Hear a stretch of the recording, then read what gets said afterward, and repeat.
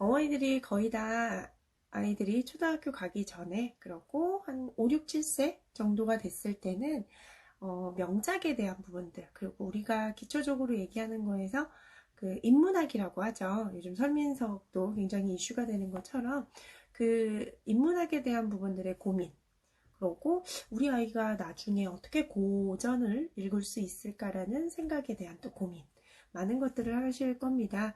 그래서 그 부분들에 있어서 인문학이 무엇인지, 그리고 명작을 왜 읽어야 하는지, 그리고 그 명작에 우리 아이에게 줄 수 있는 부분들, 그리고 미래지향적으로 얼마나 명작이 우리 아이가 어떤 어느 종착역을 가기 위해서 달려가는 과정인지, 이런 것들을 같이 여러분들하고 소통하기 위해서 이렇게 왔습니다. 네, 라이브 방송 되게 오랜만이죠. 네, 요즘에 제가 지금 이끌고 있는 키콜 그 에듀 아카데미의 부분들로 해가지고 에듀 아카데미를 좀 활성화를 시키려고 요런 저런 이제 또 프라이빗하게 연결하고 있는 그 프로그램이 있다 보니까, 네, 안녕하세요. 그쪽을 제가 좀 신경을 쓰느라 네, 이런 전국에 있는 어머니들하고 소통에 대한 부분들은 조금은 뜸했네요. 네, 근데 저희 아카데미를 하고 계신 분들 같은 경우는 저를 너무 자주 보고 계실 거예요. 제가 웬만하면 어머니들이 이제 글로써 뭔가를 쫙 이제 이해를 하려고 한다면 시간도 그렇고 힘들다 보니까 웬만하면 말로 설명을 드리려고 다 영상을 제작을 해서 지금 다 올려드리고 있거든요. 그러다 보니까 조금 그분들은 저희 얼굴이 식상할 수 있고, 네, 그리고 지금 전국에 있는 인친분들은 조금 신선할 수도 있는 그런 시간을 한번 가져보도록 하겠습니다. 지금 좀 몰골이 말이 아닐 수 있지만 열심히 한번 같이 달려볼게요. 어머니 분 중에서 저한테 질문을 먼저 하나 해주신 분이 있으세요.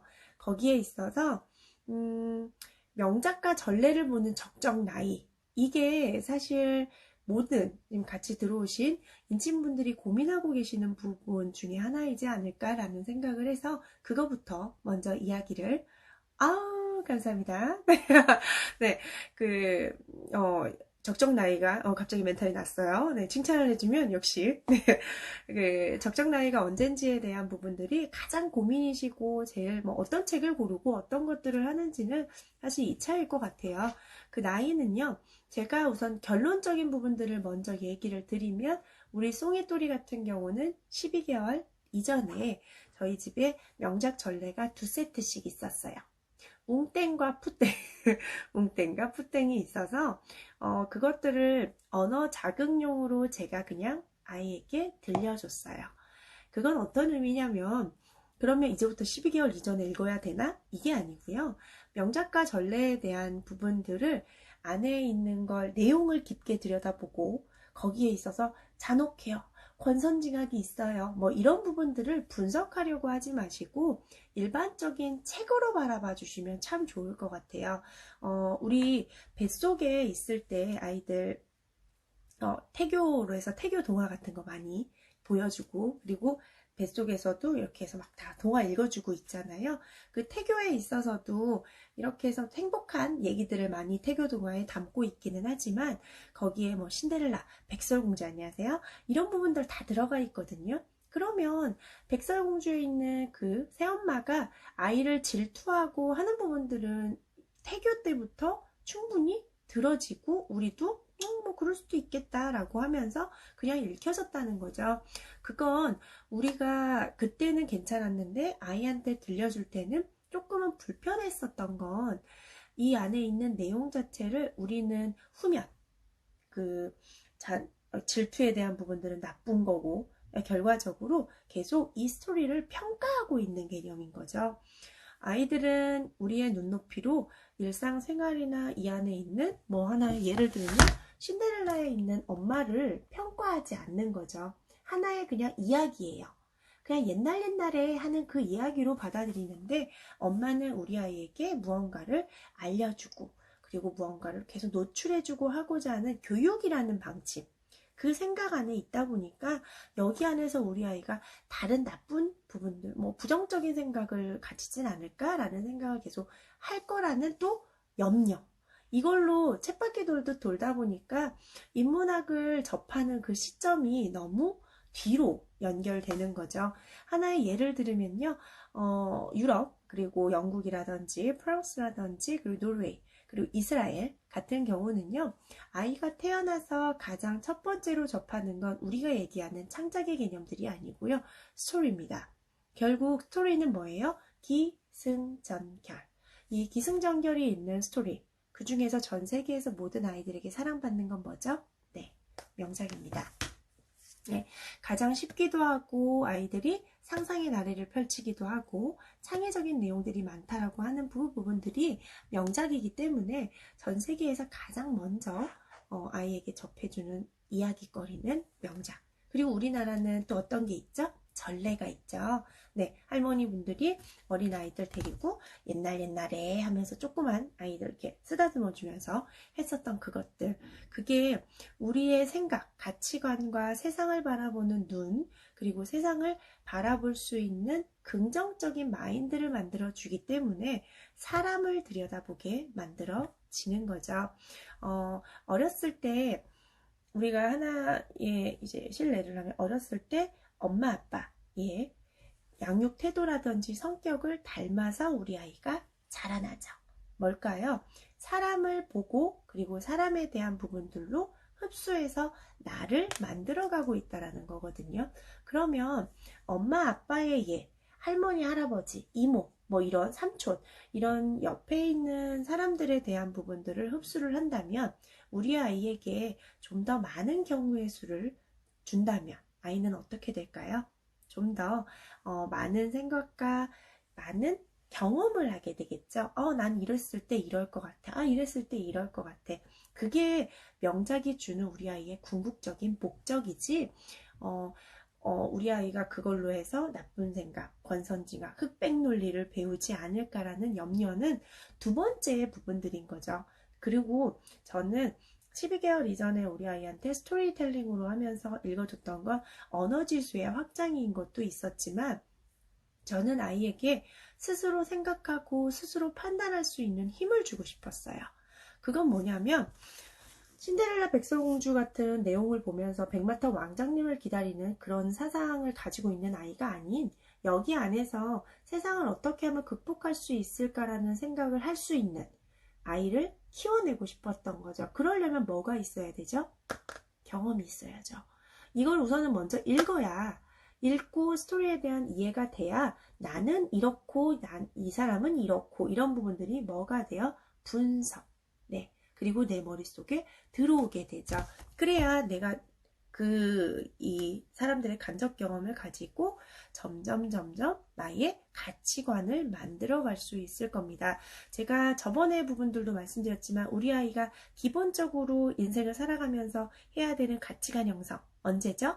36개월이면 기본적인 가치관 형성은 만들어집니다. 뭐냐면 이런 친구들의 물건을 가지고 오면 안 돼. 그러고 친구를 때려서는 안 돼. 질투를 하고 무언가에서 고자질하거나 이런 부분들은 안 돼. 이런 것들은 일반적으로 우리가 얘기하는 누리과정 안에 녹여져 있습니다. 누리과정 안에 있는 5세 아이들이 보면 거의 뭐 48개월 왔다 갔다의 개념이잖아요. 그때부터 아이가 자기가 가지고 있는 생각을 가지고 하나하나 건축을 만들어가는 자아라고 하죠. 그 자아에 대한 건축물을 만드는 그 시점이 있기 때문에 그 전에 간접 경험을 많이 한 아이들은 분명히 굉장히 크고 그리고 올바른 자아 형성이 분명히 만들어질 겁니다. 그래서 저는 우리 아이에게 여기 선생님이 어머니가 얘기해 주셨네요. 스스로 판단하는 힘 그거를 길러주기 위해서 아이에게 빨리 노출을 시켜줬었던 엄마이기도 하죠. 그래서 저는 명작, 전래, 철학동화 이런 것도 요즘 많죠.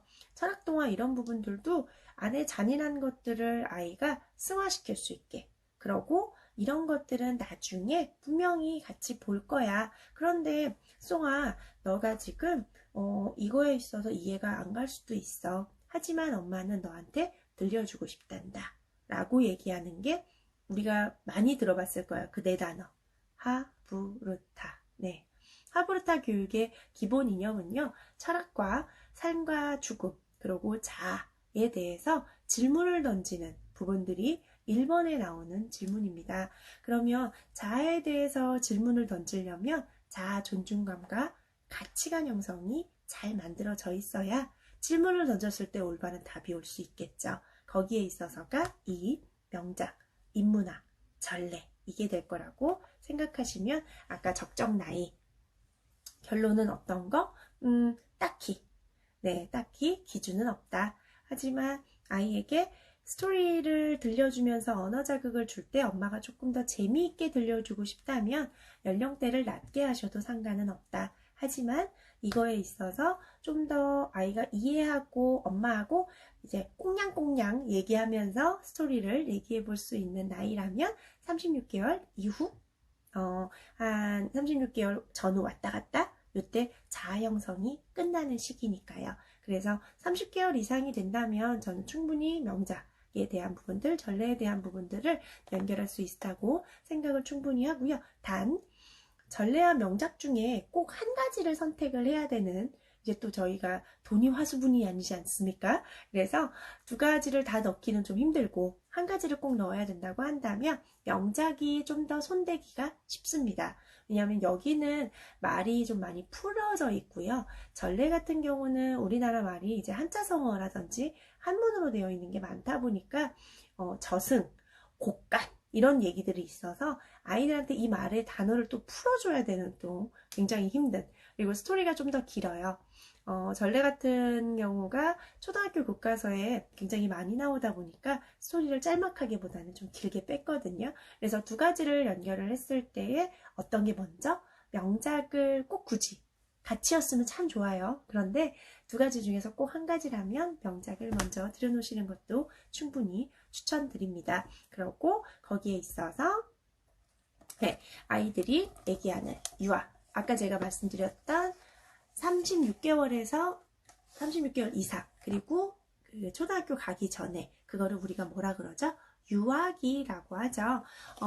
유아기에 대한 부분들은 이거 조금 줄일까요? 네, 너무 얼굴이 블링블링하죠? 네, 네, 여기에 있어서 좀 보이시나요? 네, 좀 거꾸로이긴 하지만 네, 안녕하세요. 네. 자아 형성을 하고 세상을 향한 모험을 시작하는 시기가 유학이라고 되어 있죠. 그리고 노란색 글씨와 여기에 파란색 글씨로 해서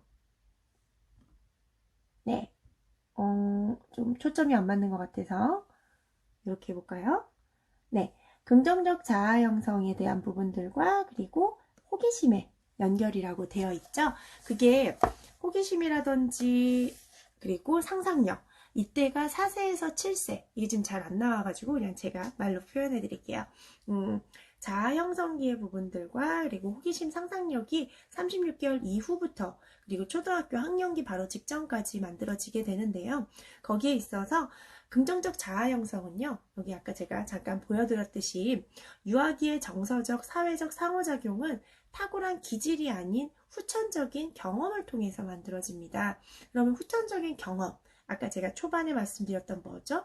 새로운 많은 사람들의 삶을 간접적으로 살아보면서 후천적인 경험을 습득하게 되는 거죠. 우리 아이가 백설공주 신데렐라 모든 인생들을 다 살아볼 수는 없어요. 그러고 질투를 당할 수 있는 위에 있는 뭐 다른 자매, 형제자매를 만날 수도 없을 수도 있습니다. 하지만 그때의 상황이 충분히 인생을 살아가면서 도래할 수 있고 우리 아이에게는 그것들을 이미 간접 경험을 함으로써 그때의 부분들을 극복할 수 있는 대처 기술을 만들어줘야 되는 게 4세에서 6세, 즉 36개월 이후에 일어나야 되는 작업이라고 생각하시면 좋거든요. 그렇기 때문에 세상을 향한 모험, 그리고 상상, 이런 부분들까지 접목할 수 있는 거 뭐죠? 스토리, 그리고 그게 명작으로 연결이 될 수 있다는 거겠죠. 그래서 호기심과 학습, 호기심 자체는 우리가 얘기하는 궁극적인 또 우리 아이가 또 달려가야 되는 게 있죠. 뭐죠? 공부. 네.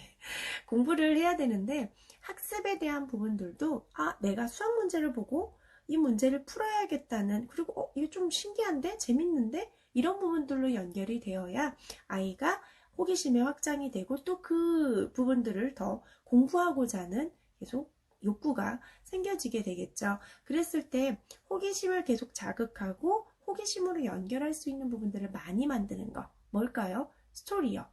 호기심, 내가 이 헨젤과 그레텔에 있는 헨젤이 되었을 때는 어떻게 될까? 그레텔이 됐을 때는 어떻게 됐을까? 이러면서 계속 거기에 있는 그림들을 꼬리에 꼬리를 물고 하는 머리의 연상. 이런 것들이 다 명작의 그림, 스토리. 그리고 기승전에서 클라이막스를 통해서 아이는 심장이 두근두근 하면서 이 다음의 스토리를 기억하고 생각해보고 상상할 수 있는 이런 모티베이션이 만들어질 수 있죠. 그게 명작에 대한 힘이라고 생각하시면 됩니다. 그래서 상상력은 창의력 발달의 기초 형성이 되는 거고요. 뒷장을 넘기기 전에 뒷장의 스토리를 상상해 보는 것, 그것도 창의의 부분들의 원동력이 될 수 있을 겁니다. 그래서 우리 아이가 유아기에는 자율성과 그 주도성, 제가 예전에 심리 했을 때 에릭슨 발달 단계를 잠깐 언급을 드리면서 이 얘기 분명히 해드렸었는데요. 아이 같은 경우는 자율성과 주도성의 부분들이 발달을 하면서 자아 존중감 형성을 만들어냅니다. 그런데 자율성이 발달이 되지 않았을 때는 아이가 거기에 있어서 반항이나 아니면 거기에 있는 좌절감을 맛보게 되고요. 그리고 주도성에 대한 부분들이 박탈이 되었을 때는 우리 아이는 거기에 있는 또 도전이나 자존감 자체가 떨어지는 그런 부분들이 만들어질 겁니다. 그래서 그 자율성과 주도성을 연결해 주기 위해서 그 4세에서 6세의 그 시기에 꼭 있어야 되는 그 발달 키워드를 만들어 주기 위해서 우리는 계속 아이에게 책이나 간접 경험을 만들어 주겠죠. 자, 여기에 있는 부분들을 좀 같이 보도록 할게요. 아이, 이 말 많이 하지 않으세요? 싫어, 안 해, 내가 할 거야 라고 고집을 피우고 엄마 미워 이런 여기에 그저 뭐죠? 미운 4살이라고 되어 있죠. 네, 예전에는 사춘기가 있다 하고 요즘에는 5춘기, 7춘기 막 그리고 미운 4살 그리고 조금 잔인해 보일 수 있는 단어긴 하지만 그냥 내추럴하게 얘기하겠습니다. 네, 죽이고 싶은 4살, 네, 버리고 싶은 4살을 어머니들이 많이 표현을 하는데 저는 이미 이제 2명의 그런 아이 그 시기를 다 극복하고 여기까지 온 엄마다 보니까 분명히 공감이 되고요. 30개월 좀 더 지나고 나면 계속 네 많이 하죠. 엄마 미워. 그리고 엄마 미워를 들었을 때 어머니들의 반응. 저한테 제가 이제 기본적으로 이제 교육 컨설팅이라든지 이런 부분들을 했을 때 부모 면담을 하거든요. 그래서 부모 면담을 할 때 어머니 면담에서 그 얘기 되게 많이 해요. 우리 아이가 저한테 밉다고 표현을 한다. 엄마 미워. 저리 가. 없으면 좋겠어. 이런 얘기를 해서 엄마가 너무나 세상을 잃을 것 같은 이제 충격을 받으시는 거죠. 그래서 그 얘기를 하시면서 그렇게 많이 우세요. 네. 그래서 저는, 동조를 할 수 있는 부분들이기도 하지만, 아이는 그 시기에 미워, 싫어, 엄마가 제일 미워, 없었으면 좋겠어를 우리는 뭐예요? 아까 제가 초반에 말씀드렸던 의미를 부여하고 그 뒷단에 마인드나 뭐 이런 것들을 다 예측해서 얘기하기, 생각하고 그걸 받아들이기 시작하거든요. 근데 우리 아이는 그냥 그거예요. 미워. 단순히 미운 거예요, 지금.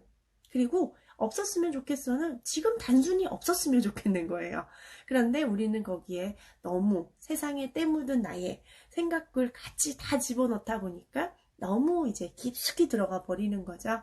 우리 아이는 굉장히 단순합니다. 단순해서 그 말하는 부분들의 이면을, 뒷면을 보려고 하지 마시고 그냥 앞에 있는 그 말 단어, 그 뜻만 하시면 돼요. 맨날 밉다 그러고요. 뭐 맨날 없었으면 좋다 그러고요. 막 소리를 지르또 이제 앉죠. 이런 이 부분들은 뭐냐면 자아 존중감을 만들어내고 있는 시점이에요.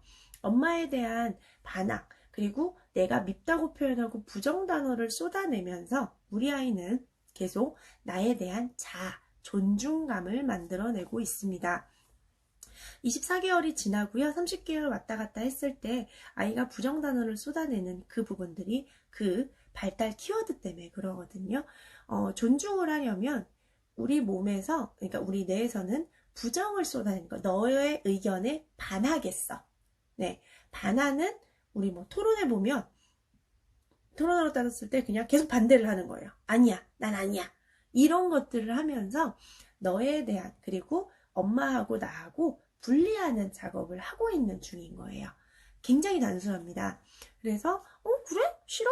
그래 그럴 수 있어. 근데 엄마도 지금 너가 이렇게 하니까 엄마도 그렇게 지금 기분이 좋진 않은데? 네, 맞아요. 그래서 자기를 존중을 하는 거. 그러니까 어떻게 돼야 돼요? 나를 존중하려면 얘네들은 굉장히 단순하죠. 반대편을 반대할 수밖에 없어요. 내가 더 소중하니까. 그래서 엄마는 틀리고 나는 맞고 이런 작업을 통해서 나를 만들어 가고 있습니다. 자아에 대한 컨스트럭션 자체를 만들면서 탄탄하게 위로 자아, 존중감을 만들어 내고 있습니다. 6살인데도 매일 싫어 미워해라는 부분들도요. 똑같아요.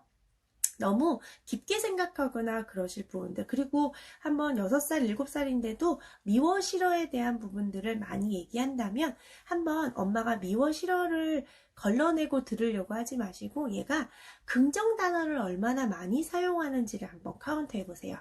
또한 엄마가 얼마나 긍정 단어를 많이 사용하는지를 한번 생각해 보시면 안 돼, 아니야, 하지마 이런 말들을 많이 했을 경우에 우리 아이도 부정 단어를 많이 사용할 수밖에 없는 또 형식이 만들어질 수 있기 때문에 아이가 부정 단어를 많이 사용을 한다면 긍정 단어의 비율을 다시 한번 체크해 보시고 또한 거기에 있어서 나는 어떤지를 생각해 보시면 어느 정도의 데이터가 나올 겁니다. 그리고 저희 9살 딸내미잖아요, 위에.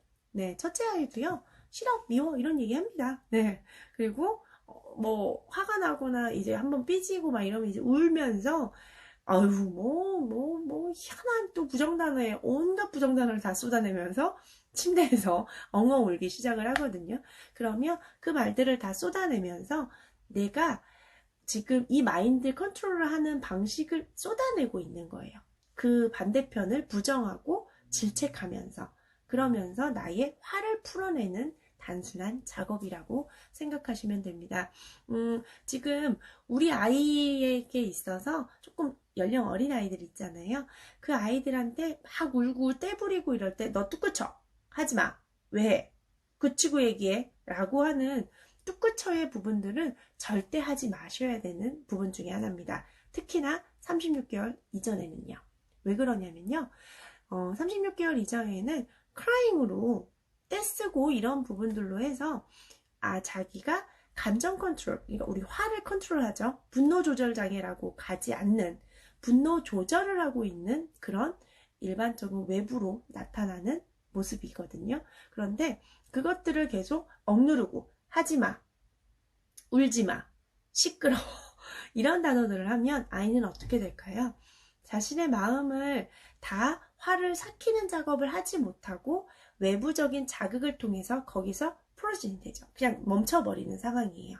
그러면 나는 내 화를 한번 삭혀볼 수 있는 시간이 박탈된 상황에서 강압으로 그냥 멈춰. 그리고 하지 말라니까 안 해. 이게 돼버리는 거거든요. 그러면 나중에 외부적인 자극이나 아니면 다른 사람이 이렇게 강압적인 무언가 자극을 준다거나 아니면 그래 울지마 그래 이렇게 달래주는 부분들이 없으면 아이가 자기의 화를 삭힐 수 있는 경험을 못 해봤겠죠. 그렇게 되면 아이가 그걸로 인해서 나중에 초등학교를 갔을 때 엄마도 없고 아무도 없어요. 옆에서 외부에서 도와줄 사람이 없을 때 꽝 터지거나 던지거나 이런 부분들로 연결을 할 수 있습니다. 그래서 충분히 울어. 너 기분 나쁠 수 있어. 너 마음 엄마가 어느 정도 알 것 같아.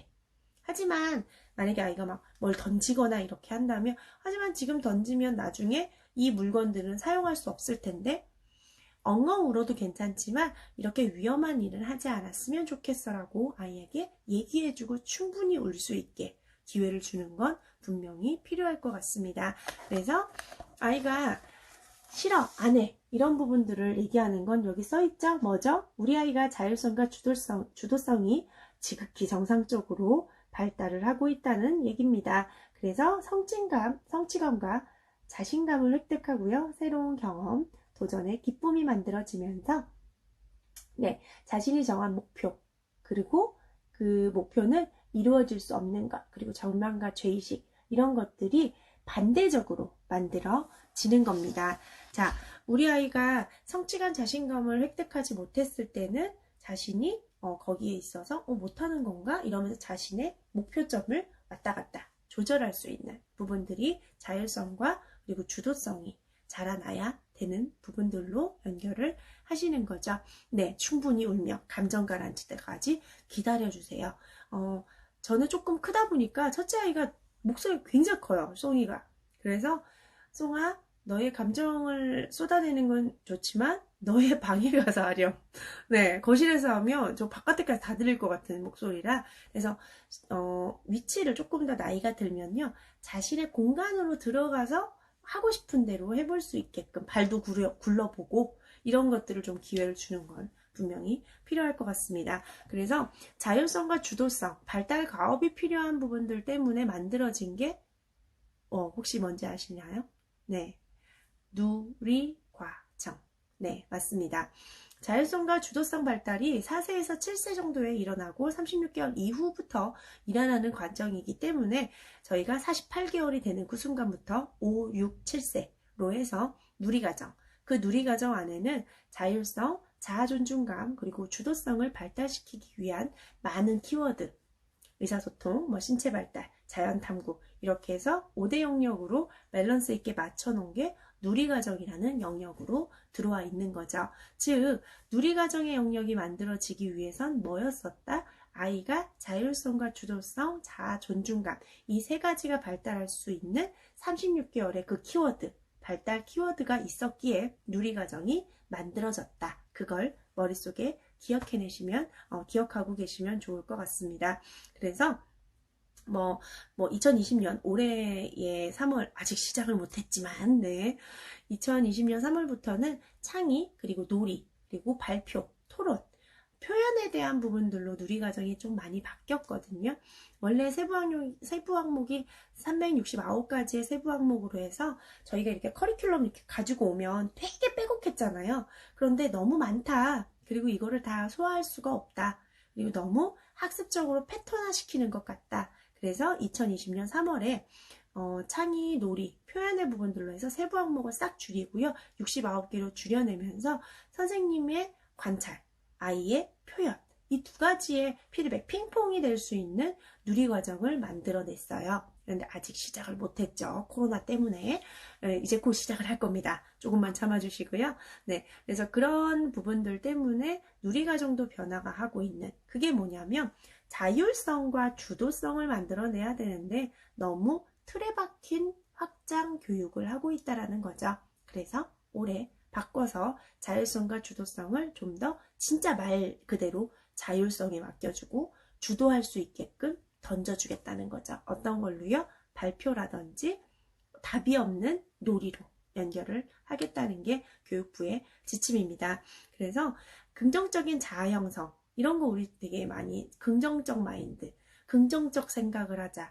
서점에 가면 요즘 우리가 읽어야 되는 책들 중에서도 되게 많죠. 그게 제가 가장 우리 아이에게 이런 책을 많이 보여주고 싶은 이유가 세상을 바라보는 많은 창문을 만들어주고 싶다고 하는 얘기 좀 많이 들어보셨을 거예요. 그게 우리 아이에게 세상을 바라보는 창문이 많아지면 많아질수록 긍정적으로 세상을 바라볼 수 있을 거고요.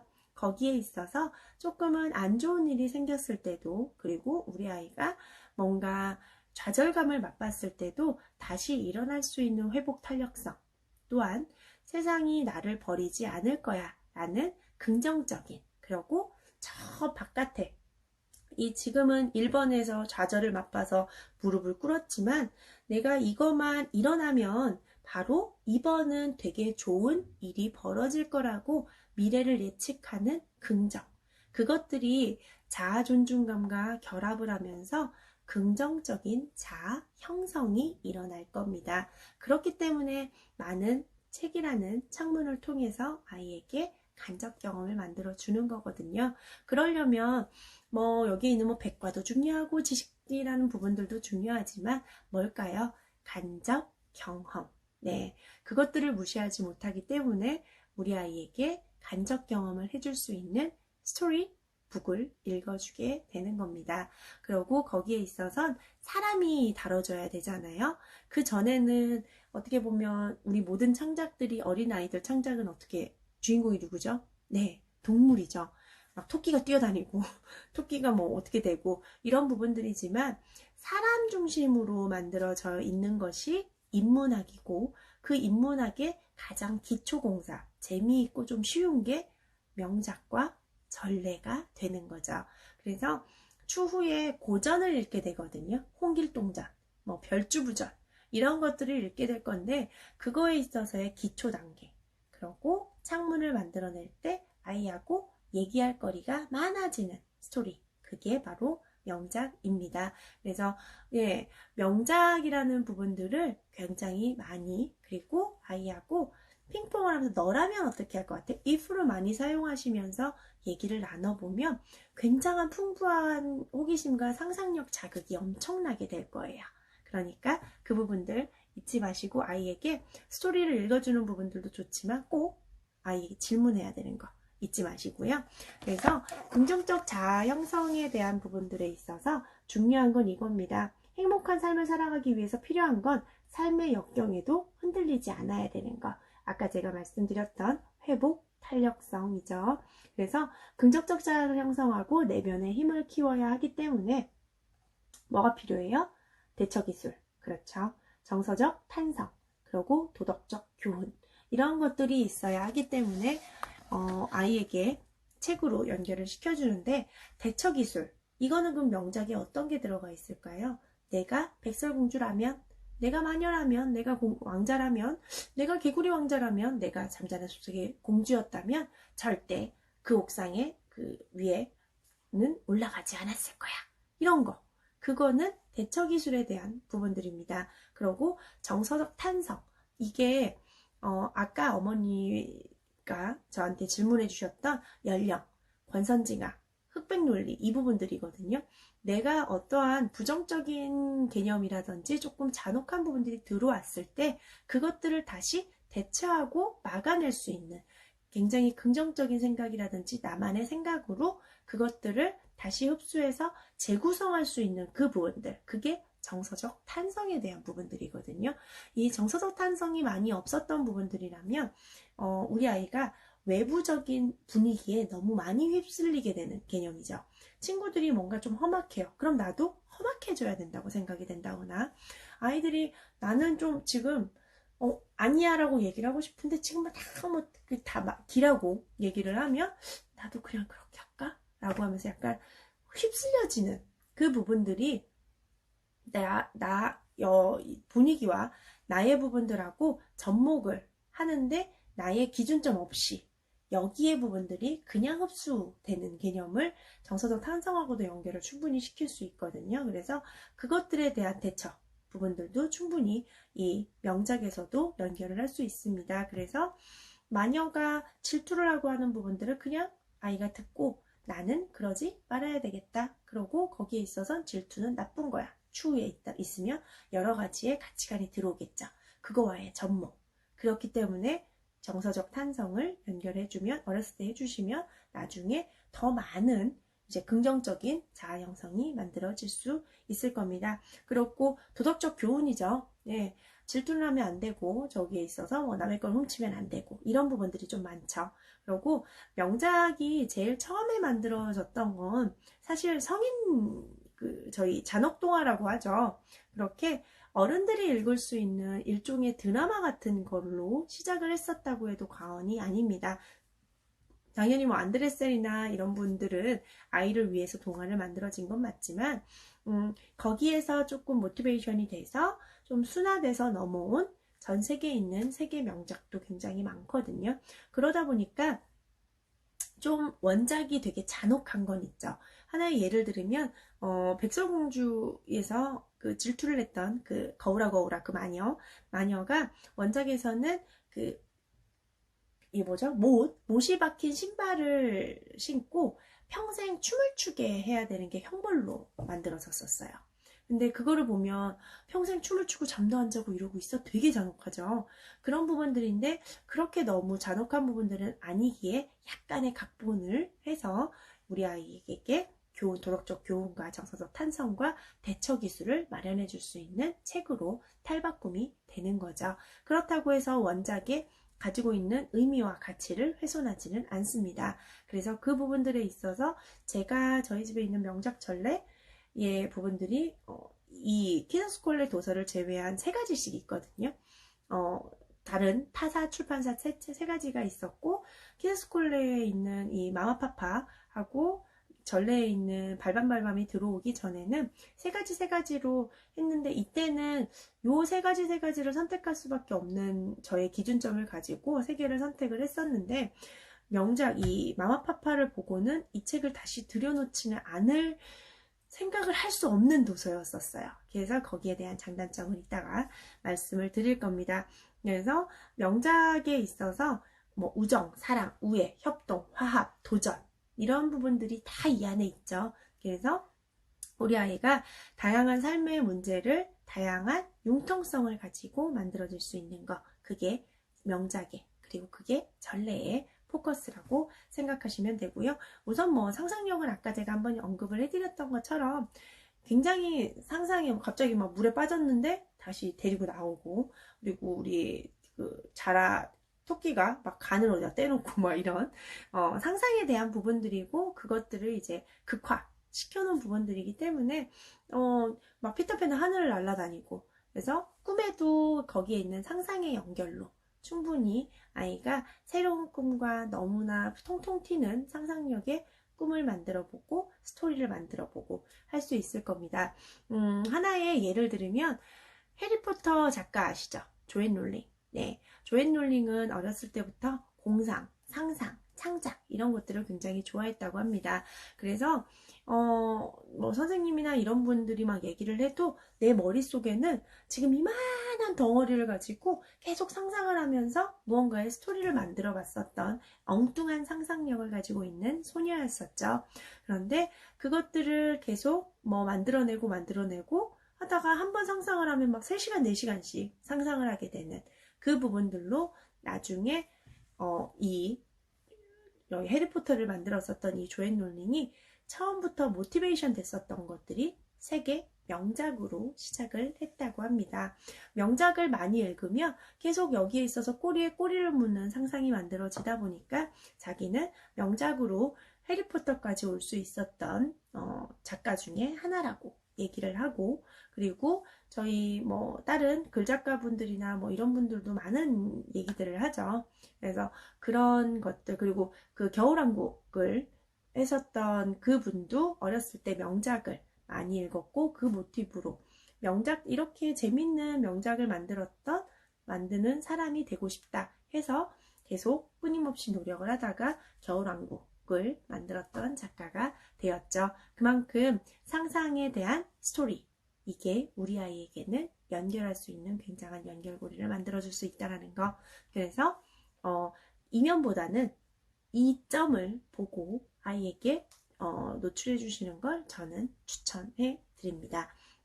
그래서 엉뚱한 상상에 대한 부분들을, 그리고 긍정적 자아를 만들기 위해서 한 개 저희 명작 마마파파 세계 명작인데요. 이게 전 구성에 대한 그림이에요. 잘 보이실지는 모르겠지만 그림 자체와 그림체, 그리고 글씨체의 부분들도 굉장히 다양하게 만들어진 거고요. 밑에 써있다시피 세상에서 가장 아름다운 명작 그림체라고 저희가 자신있게 말할 수 있었던 부분들은 어떤 거냐면 40권이거든요. 본책이 40권인데 40명의 저희 유럽 화가분들이 다 각기 다르게 그림체를 다 각기 다르게 그려놨습니다. 아까 제가 스토리라는 부분들을 계속 언급을 드렸는데요. 스토리를 해줄 수 있는 부분들은 이 유아기 아이들이 그림으로 스토리를 연결을 시킬까요? 아니면 글밥으로 스토리를 연결시킬까요? 네, 당연히 그림으로 스토리를 연결을 시키겠죠. 그래서 그림을 아름답게 그려놨고요. 그리고 그림을 요즘 트렌디한 부분들을 같이, 그래서 유니크한 것도 있고요. 그리고 그냥 예전에 기법 그대로 사용했었던 부분들도 있습니다. 그래서 40가지의 그림, 그리고 40가지의 작가가 연결한 세상에서 가장 아름다운 그림책이면서 미술관 같은 그림책이 마마파파 세계명작이라고 한마디로 지칭을 하시면 좋을 것 같습니다.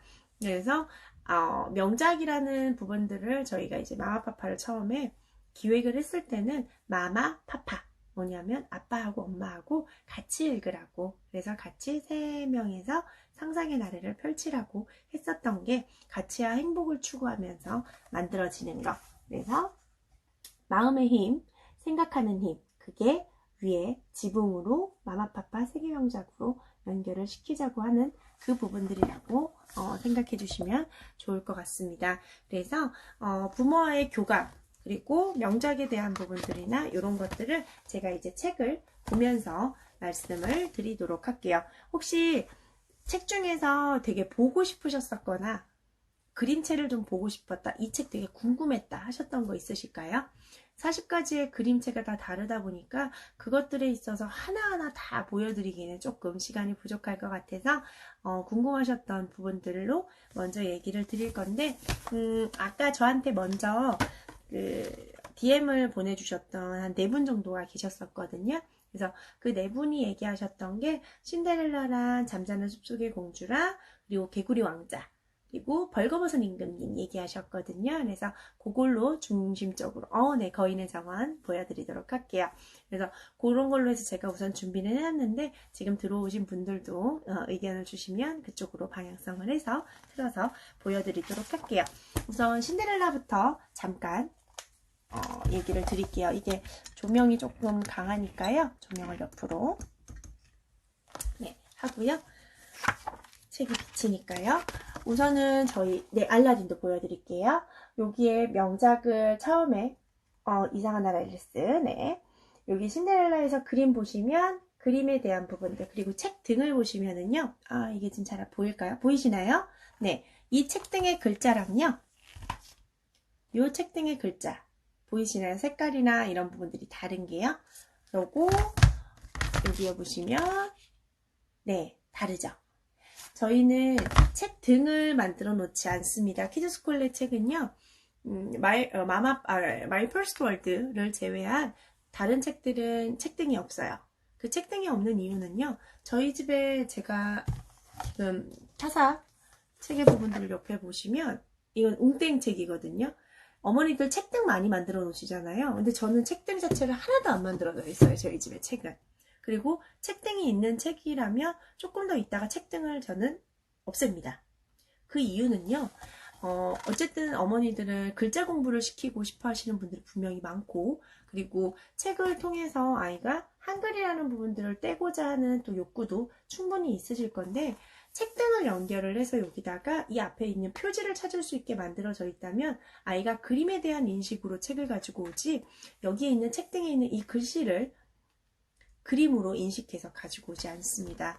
그래서 글자에 대한 노출도라든지 그리고 글자에 대한 친숙도를 만들어주기 위해선 글자 자체가 그림으로 인식을 하게 되고, 그리고 그 글자의 인식이 재밌어지는 거죠. 여기에 이렇게 옆에 있는 책등을 봤더니 내가 이렇게 초록색에 글자가 있으니까 이건 미호와 마요의 심부름 대작전이었어.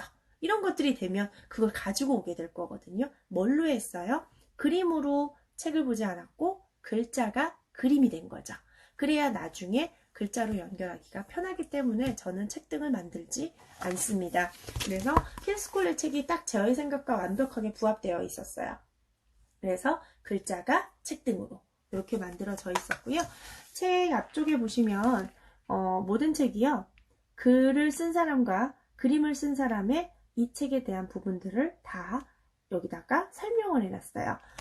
제가 읽어드리면 이 사람의 양력, 어떤 책을 만들었고, 그리고 신데렐라를 쓰면서 마법을 통해 저절로 행복해지는 이야기가 아니라 어려움 속에서도 희망의 싹을 찾는 모습을 그려내려고 했었다 하면서 글을 김평이라는, 왜냐하면 사르페로라는 원작이 있고요. 거기에 있어서 김평이라는 분이 이제 다시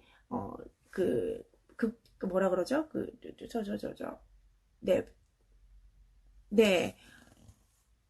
글자가 그림으로 이거를 다시 이렇게 우리말 번역이라는 지금 단어가 전혀 생각이 안 났어서 번역을 하게 되죠. 그런데 그 부분들에 있어서 어떻게 번역을 했고 어떤 방식으로 했는지가 다 여기 나와 있고요. 그리고 여기에 있는 사라 앙드레 라치오라는 이분은요, 뭐 노르망디에서 어떻게 살았고 뭐 어떤 활동을 하고 있다고 되어 있기도 하고, 신데렐라는 등장 인물들의 옷, 집안, 사물, 그리고 배경 속 자연물을 통해서 아기자기한 장식 요소를 많이 가미했다. 무겁고 우울하지 않는 사랑스러운 명작 동화로 읽히길 바랬다. 이렇게 자기가 글을 쓰고 자기가 어떤 형식으로 만들어서 해놨는지를 다 이 안에다가 적어놨어요. 저는 그게 제일 좋았어요. 왜냐하면 나중에 인문학으로 연결을 시켰을 때 글을 어떻게 썼고 그림을 어떻게 썼는지에 분석하는 능력은 굉장히 중요하거든요. 그리고 그림책 테라피라든지 그림책 자체를 아이가 이제 요즘 그림책 토론이라든지 그림책 수업도 제가 이제 추후에 그 라방으로 좀 연결을 해봐도 제가 그쪽으로 지금 그림책 토론을 수업을 제가 좀 연구하고 구상을 하고 있다 보니까 그쪽에 있어서는 책에 대한 작가라든지 그림의 평은 분명히 들어가야 되거든요. 그게 기본적으로 책으로 할 수 있는 토론의 1번이에요. 그래서 이런 것들이 나와져 있기 때문에 이 사람이 표현했었던 걸 그림에서 찾아보는 거죠. 이것도 되게 재밌는 놀이일 수 있거든요. 아, 엄마, 이 사람이 여기서 아기자기한 장식의 요소를 가미했었다고, 장식을 했다고 하는데 이건 그래 저건 그래 이러면서 찾아볼 수 있는 거죠. 그렇게 해서 작가의 의도 분명히 연결하실 수 있을 것 같고요. 그리고 이 책은 2017년 7월에 런칭을 했습니다. 그리고 펜으로 전체 듣기를 찍으면요, 전체 안에 있는 스토리가 다 연결을 할 수 있게끔 해놨고요. 키즈펜 있는 거 알고 계시죠? 네, 그래서 신데렐라. 네, 때로롱 하죠. 때로롱을 하게 됐을 경우에 여기에서 한 장씩 넘기면 돼요, 아이가. 그래서 이 펜과 같이 접목을 시켜서 충분히 들을 수 있게 되어 있고요. 네, 그리고 한 페이지 한 페이지. 신데렐라는 어려서 어머니를 잃고 새어머니와 두 언니랑 함께 살았어요. 아버지는 언제나 일 때문에 멀리 떠나 있었죠. 새어머니는 자기가 낳은 두 언니만 사랑했어요. 신데렐라, 넌 가서 일이나 하렴. 네, 지금 잠깐 한 페이지를 들으셨는데요. 계속 소리가 나오는 도중에 밑에 BGM이 깔려 있는데 이 명작에 대한 BGM은 오케스트라 버전으로 현악기나 뭐 이런 부분들로 연결을 시켜놨고요. 저희 전래 같은 경우는 국악기 버전. 그래서 뭐 아쟁이라든지 북 이런 것들도 다 들어가 있는 BGM을 살려놨습니다. 그리고 음률을 굉장히 잘 연결해서 읽어놓게 되어 있고요. 그리고 저희가 따옴표가 많아요. 따옴표가 많은 건 뭐냐면 많은 등장인물들이 등장을 한다는 거고, 그리고 그거를 대사체로 표현해 놓은 것들이 많다는 거거든요. 대사체로 표현이 되어 있으면 아이가 거기에 대한 히어링, 그리고 내가 다시 대사로 그리고 대화로 풀어낼 수 있는 연결이 훨씬 더 잘 된다는 얘기거든요. 그래서 저는 이 책이 너무 좋았어요. 그리고 그림으로 제가 좋은 책 바라볼 수 있는, 좋은 책 고르는 방법 중에 3가지 중에 한 가지 있었죠. 글과 그림이 일치하는 거. 그림을 보고 글을 읽었을 때 이 내용이 정확히 그림에 다 연결되어 있는지 보는 거. 그게 명작 40가지의 책을 제가 다 둘러보고 구매를 했었던 사람 중에서 정확히 일치했습니다. 그래서 저는 그것들의 만족도가 굉장히 높았고요. 그리고 여기에서 이렇게 쭉 보시면 네, 글에 대한 부분들, 그리고 배경 페이지에 따라서 글자의 색깔, 그리고 의성어 이태어들은 키워놨어요. 싹싹 이렇게 되어 있죠. 그래서 신데렐라는 싹싹 청소하고 쓱쓱 설거지하고. 근데 이거를 했을 때 신데렐라는 싹싹 청소하고 쓱쓱 설거지하고. 네, 이렇게 싹싹 설거지하고 이런 부분들이 있을 때 뒤에 BGM이 효과음이 깔려요. 그래서 효과음이 깔려서 아이들도 재미있게 볼 수 있었고, 익살스럽게 표현을 하면서 여기에 이게 새엄마거든요. 새엄마는 처음부터 끝까지 계속 옆을 보고 있어요. 이 새엄마는요. 왜 옆을 보냐면 그것들이 이쪽 뒤쪽에서 설명이 되어 있는데 계속 이 책에 대한 부분들 작가가 이제 저희한테 이제 교육을 하고 했었을 때 엄마는 아빠가 초반에 그랬죠. 아빠가 계속 나가서 일을 함으로써 이 신데렐라를 미워하려고 한 부분들이 아닌 본인도 현실을 회피하는 부분들을 이 안에 담고 싶었대요. 그래서 사라라는 그분은 이 사람이 나쁜 사람이 아닌 그냥 여기에 있어서 현실적으로 이 아이는 우리 아이고 이 아이는 이제 그냥 보면 남의 아이일 수 있잖아요. 신데렐라는 그런 부분들을 자신을 바라보는 시선으로 처리를 해준 거죠. 그래서 아까도 옆에 있었지만 계속 그 새엄마는 옆모습만 나와요. 여기에서 이렇게 해서 네, 옆모습만 계속 옆으로만 있죠. 그래서 옆모습으로 표현을 했다라는 것도 알고 계시면 좋을 것 같고요. 그리고 명작 같은 경우는요. 이렇게 보시면 확장을 합니다. 그림을 보시면 4장이 되죠. 페이지가. 그래서 아이가 그림을 굉장히 크고 아름답게 볼 수 있게끔 그러고 미술관을 정말 옮겨놓은 듯한 부분들로 연결을 하는 거. 그러고 거기에서 제일 뒤쪽에 보면 신데렐라는 어떤 부분들로 의미가 있을까요? 이거에 있어서 형제 자매, 이게 지금 흰색 바탕이라서 굉장히 좀 하얗게 보이나 봐요. 네, 형제 자매의 경쟁심. 그래서 자매 간의 질투와 차별을 겪는 주인공이 신데렐라다 하면서 원작에 대한 설명을 해놨거든요. 이게 어린 아이들한테 굳이 필요해요? 라고 하지만 저희 키드스콜레 도서는 어떻죠?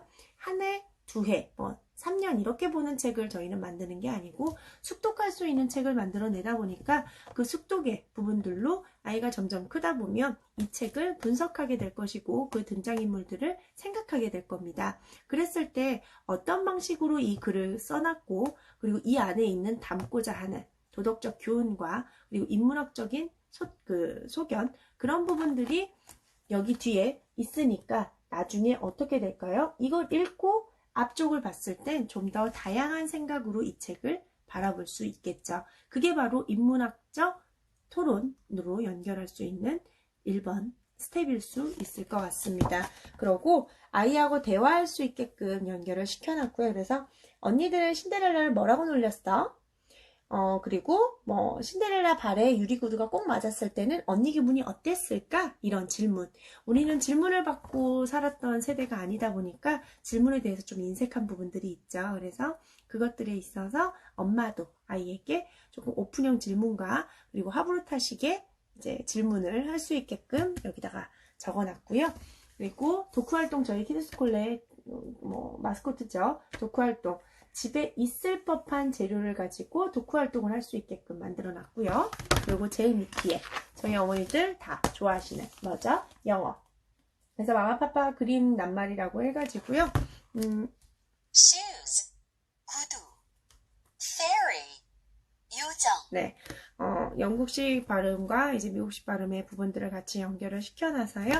파닉스가 다 들어가 있고요. 거기에 파닉스가 나와 있었던 그 부분들에 있는 그림까지도 다 연결을 시켜놨습니다. 그래서 명작 한 권이 끝나게 되고요. 제일 뒤에 보시면 요술처럼 놀랍고 멋진 일은 어떤 사람들에게 일어날까요? 라는 또 마지막 질문. 이걸로 아이하고 뭐래요? 유아 토론을 할 수 있게끔 만들어놨습니다. 그래서 책 한 권과 짝꿍으로 되어 있는 지금 이거는 아기들의 사명책이긴 한데요. 모든 책 한 권에 이 멘토링 북이 있어요. 그래서 이 멘토링 북의 부분들은요. 8가지의 다중지능, 말하고 언어지수, 수학, 그리고 공간, 그리고 자연탐구, 이해능력, 그리고 음악, 그리고 대인관계, 그리고 운동 기능을 할 수 있는 8가지의 다중지능으로 만들어진 워크지를 한 권당 1개씩 다 만들어 놨습니다. 네. 그래서 이거를 하면서 아이하고, 이건 스티커거든요. 그래서 아이들하고도 재미있게 이 스토리에 대해서 다시 한번 리뷰하고 놀아볼 수 있는 놀이북도 다. 그래서 40가지 책이었고요. 그리고 40가지의 멘토링북 톡달 80 부분들이 같이 있고요. 가장 어머니들이 신기해하시고 좋아하시는 이 부분. 전 이거 되게 좋았어요. 잉글리시 빅북이라고 해가지고요. 제일 초창기 모델은 포스터였어요. 포스터로 해서 종이로 해서 하나씩 뜯을 수 있고 이렇게 붙일 수 있게끔 저희가 해놨는데 어머니들이 활용이 잘 안 되거나 혹시나 찢어질 수 있다라는 또 부분들이 있다 보니까 저희가 중간에 이렇게 똑같은 버전인데 책으로 좀 버전을 바꿔봤습니다. 그래서 이걸로 보셨을 때 이렇게 돼 있어요. 네, 한 장에 한 개씩. 그러니까 이게 아까 책 한 페이지거든요. 그래서 이렇게 반 쪼개가지고 책이 만들어져 있어요. 그래서 아이가 이미 봤었던 그림을 보고 밑에 있는 영어를 한 줄 영어로 만들어져 있거든요. 아까 한 페이지당 돼지 가족이 행복하게 살아요.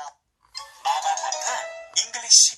The pig family lives happily. 네, 이렇게 한 줄씩 The first pig builds a house of straw. 네, 한 줄씩 되어 있다 보니까 긴 문장을 짤막한 한 줄로 얘기를 하면서 그것들을 영어로 그러니까 아이가 이거를 그대로 따라할 수 있는 저희가 이거 초창기 때 만들고요. 한 24개월, 25개월 아이가 이걸로 계속 찍어서 하다가 영어를 따라하는 부분들의 어머니 후기를 저희 쪽으로 또 보내주셨던 개념이 있었거든요.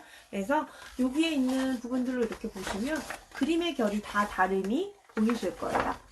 그쵸? 색감이라든지 그리고 가지고 있는 또 이제 밑에 바탕이라든지 이런 것들이 다 다른 거. 그래서 40가지의 그림체가 다 다르다고 제가 자신있게 말씀을 드렸던 거고요. 그리고 거기에 있어서 아까 거인의 정원. 그래서 제 얼굴 안 나오고요. 이제 책으로 이렇게 변형을 해가지고 보여드리도록 할게요. 제 얼굴은 이제 필요 없잖아요. 그쵸? 네. 잠깐만요. 네. 거인의 정원입니다. 여기에 있어서 책 하나 보여드리면은요, 우리 애들 거라 가지고 여기에 보면 다 그림체, 글씨체가 제가 크게 보여드릴게요. 글씨체 다 다르죠? 이렇게 책 표지에 대한 부분들도 이렇게 노출을 시켜놨고요. 앞에 또 예쁘게 속표지 해놨고요. 여기에 보이시죠? 글, 그리고 그림. 그래서 여기에 보면 그림, 거인의 심리 변화를 차가운 무채색에서 밝은 녹색으로 시각적으로 보여줬고 거인 정원의 아이들의 밝은 에너지를 아름다운 색깔로 표현하고자 했었다. 이렇게 되어 있는 거. 그러면 아이가 저 그림에 대한 의도를 알고 이 그림을 보면 뭘 찾아내냐면요. 엄마, 얘가 검은색이야. 얘가 욕심쟁이라서 그래. 그걸 하더라고요.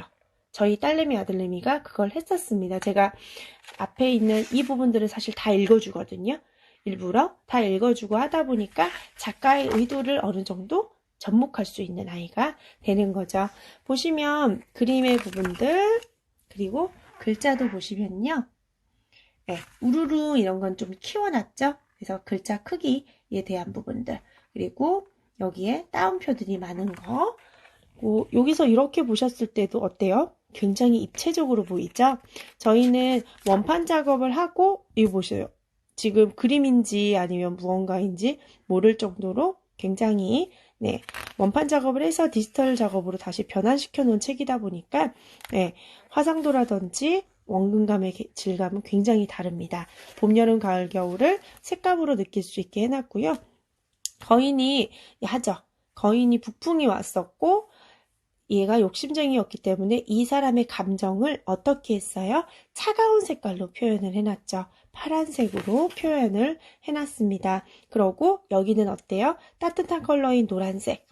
거인이 없는 이 부분들에 있어서 세상의 모든 곳에는 봄이 찾아와도 거인의 정원은 꽁꽁 얼어붙어 있었어. 이렇게요. 이렇게 해서 연결 그리고 파란색으로 연결이 되어 있고 여기서는 또 따뜻한 색깔로. 지금 20초 남았다고 돼서 다시 요거 나갔다가 들어오기는 할 겁니다. 그래서 이렇게 표현을 해놨고요. 요거 보시면 지금 여기 있는 꽃이 앞으로 튀어나올 것 같은 느낌이죠. 이게 바로 저희가 원판을 디지털로 바꿨던